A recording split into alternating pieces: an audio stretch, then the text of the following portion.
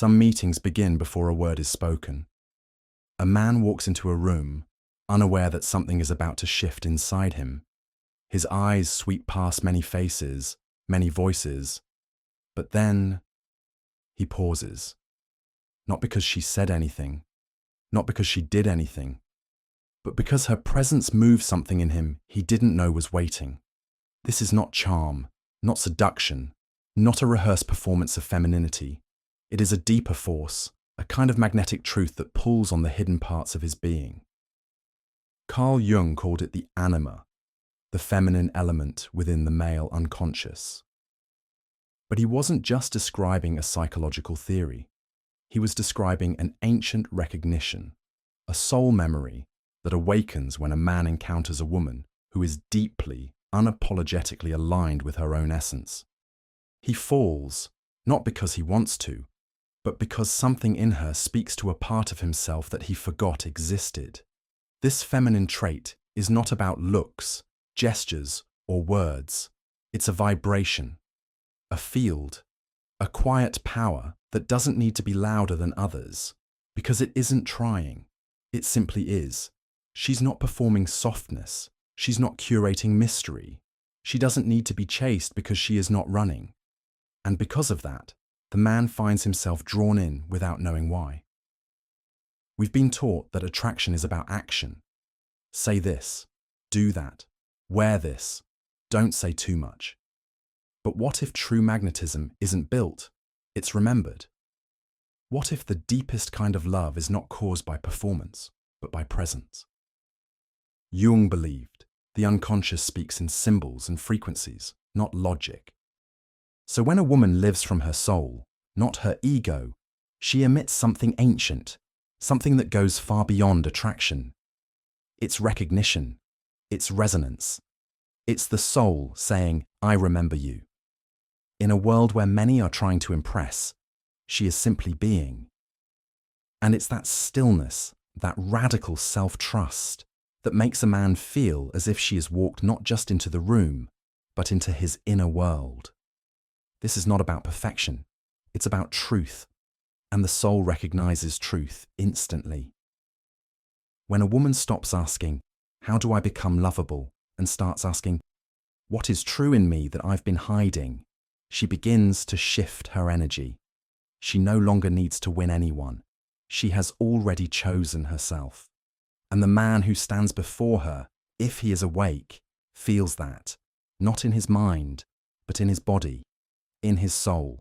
She is not the loudest. She is not the most obvious. But she is the most felt.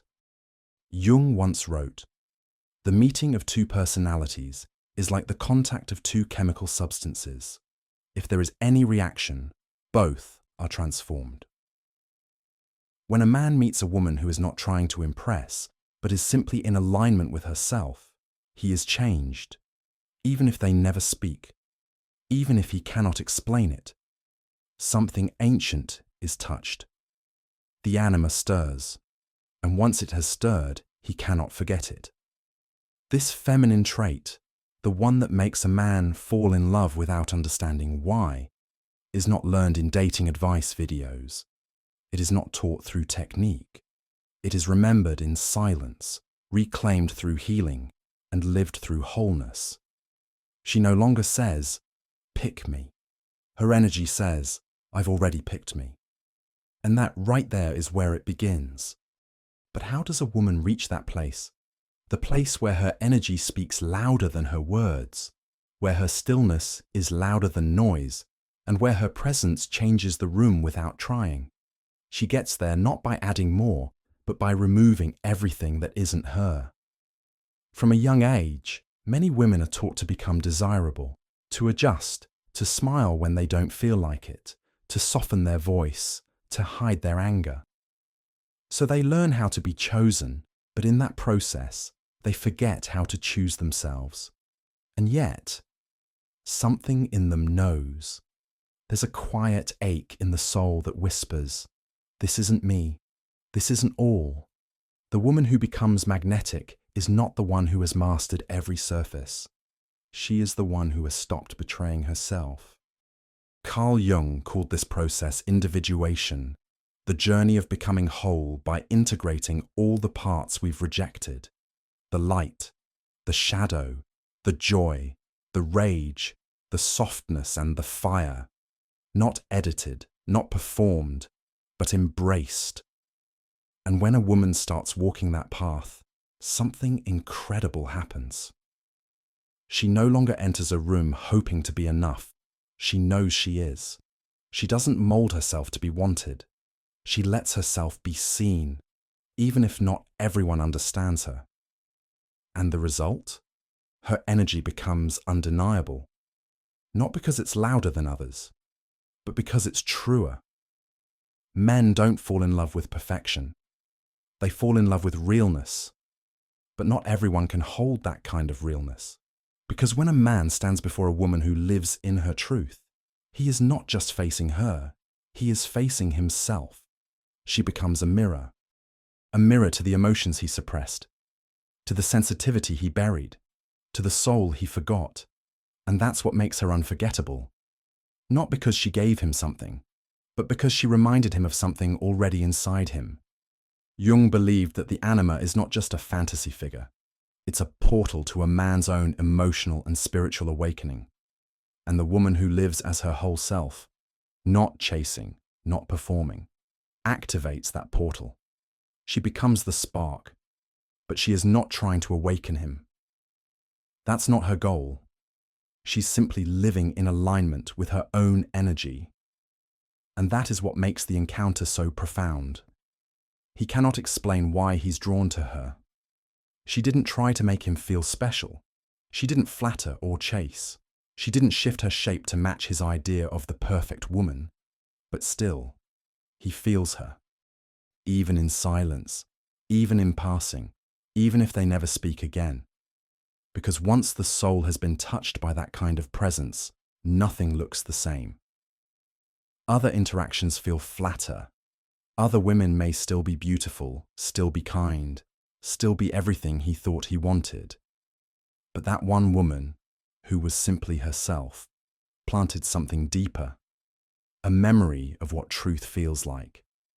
A man may not consciously say, "She awakened my anima," but his actions will show it. He will think of her when he least expects it. Not for what she did, but for what he felt in her presence. It wasn't noise, it wasn't performance, it was frequency. And here is the paradox. The woman who causes the deepest impact is never the one who tries to. She is not magnetic because she's flawless. She is magnetic because she is whole. She's no longer playing a role. She doesn't perform sweetness to be lovable. She doesn't hide her fire to be acceptable. She doesn't shrink her wisdom or exaggerate her softness. She simply is. And that is what pulls a man out of his mind and into his heart. Because he can't analyze her. He can't predict her. He can't fit her into the neat boxes that keep him emotionally safe. All he knows is being near her makes him feel more himself. And that, Jung would say, is the soul remembering its own depth. But what happens next? Because not every man is ready for that kind of energy, and not every woman is willing to wait for someone who is. The woman who lives in truth does not demand understanding. She does not chase after recognition. Her presence is not a question, it's an answer. She knows. The right soul will feel her before it knows her. Carl Jung wrote, "The privilege of a lifetime is to become who you truly are." And that is exactly what she has done. She has peeled away the layers of performance. She has faced the places inside her that were hidden, unloved or denied. She has sat with her rage and her tenderness, her doubts and her deep wisdom, and through that, she has become whole. She does not call it femininity in the way the world does. It is not a list of traits. It is not about elegance, softness, or smiles on cue. It is a deeper alignment, a living connection to her inner world, a quiet certainty that says, "I am no longer seeking. I am no longer asking to be seen. I see myself. I feel myself. And in doing that, I create a frequency that chooses for me. This is why the most powerful attraction happens not through effort, but through energy. Not because she positioned herself well, but because she was simply vibrating at the level of truth.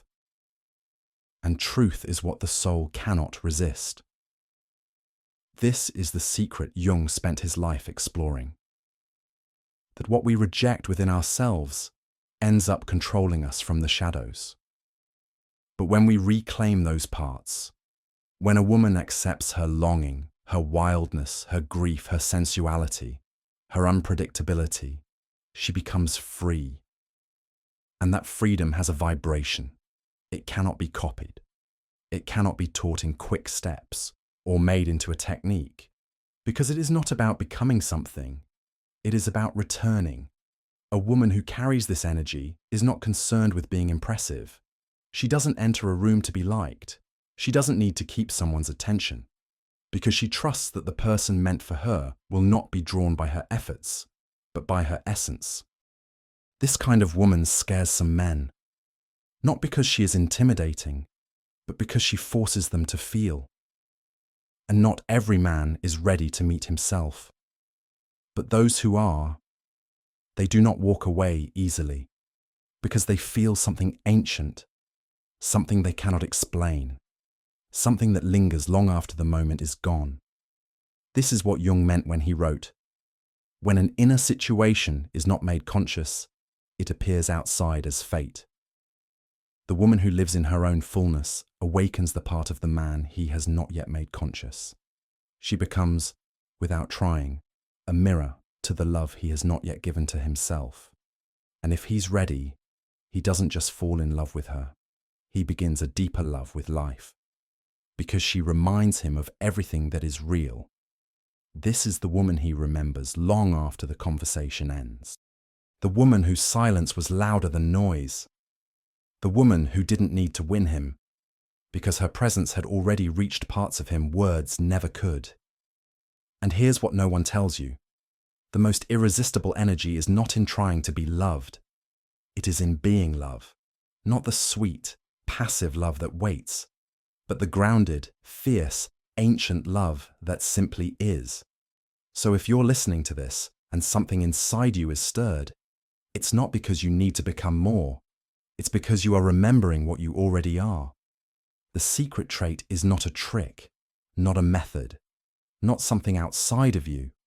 It's the part of you that stopped chasing, that stopped performing, that stopped waiting to be chosen, and instead began living as if you are already whole, because you are. And when you stand in that truth, unguarded, unmasked, undeniable, you will not need to convince anyone. The one who is meant for you will recognize it, not with his eyes, but with his soul. The soul knows, the soul remembers. The soul does not fall in love with what is perfect. It falls in love with what is true.